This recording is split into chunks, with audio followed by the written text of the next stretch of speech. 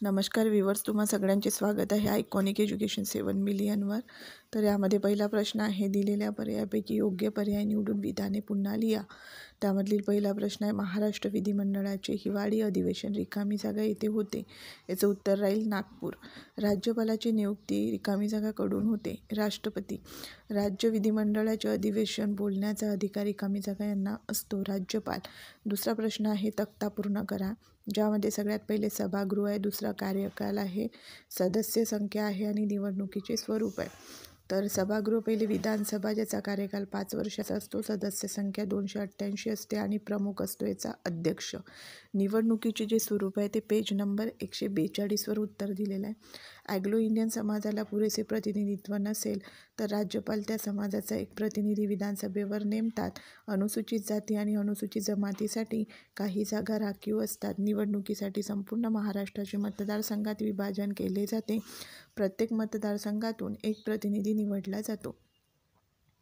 त्यानंतर दुसरा प्रश्न आहे, विधान परिषद कार्यकाल 2 वर्ष, संख्या 78 आणि प्रमुख असते सभापती, उपसभापती आणि याचं उत्तर आहे 143 पेज नंबरवर। कला, साहित्य, विज्ञान, सेवा या क्षेत्रातील तज्ज्ञ व्यक्ती राज्यपाल नेमतात, तर उरलेले प्रतिनिधी विधानसभा, स्थानिक शासन संस्था, शिक्षण मतदारसंघ, पदवीधर मतदारसंघ यांच्यातून निवडले जातात। त्यानंतर क्वेश्चन नंबर 3 आहे, टिपाली, ज्यापैकी पहिला आहे राज्यपाल।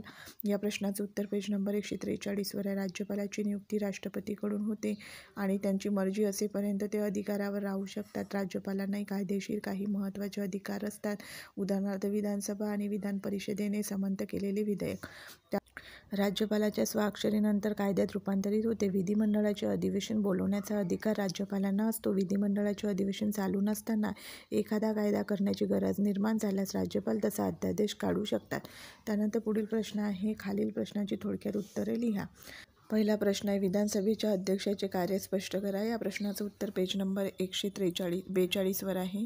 सभागृहाचे कामकाज शिस्तबद्ध पद्धतीने पार पडावे यासाठी कार्यक्रम पत्रिका तयार करण्यापासून बिगर संसदीय वर्तन करणाऱ्या सदस्यांना निलंबित करण्यापर्यंतची अनेक कार्य अध्यक्षांना करावी लागतात। त्यानंतर पुढचा प्रश्न आहे, तो म्हणजे संविधानाने भारतासाठी संघराज्य व्यवस्था का स्वीकारली। तर या प्रश्नाचं उत्तर आहे पेज नंबर 142वर। तर यामध्ये लिहावं लागेल, भारताचा भौगोलिक विस्तार मोठा आहे आणि लोकसंख्येचे स्वरूपही बहुजिनसी आहे। भाषा, धर्म, चालीरीती आणि प्रादेशिक स्वरूप यात विविधता आहे। अशावेळी एकाच केंद्रीय ठिकाणावरून राज्यकारभार करणे सोयीचे ठरणार नाही, हे विचारात घेऊन संविधानाने भारतासाठी संघराज्य व्यवस्था स्वीकारली। पुढचा प्रश्न आहे, खातेवाटप करताना मुख्यमंत्र्यांना कोणत्या बाबीचा विचार करावा लागतो। या प्रश्नाचं उत्तर पेज नंबर 143वर आहे।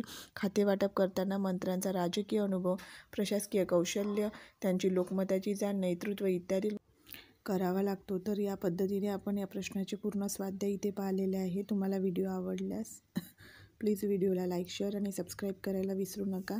आणि याआधी दिलेला जो 4थ्या नंबरचा पाठ आहे तो एंड स्क्रीनवरून तुम्ही पाहू शकता। धन्यवाद।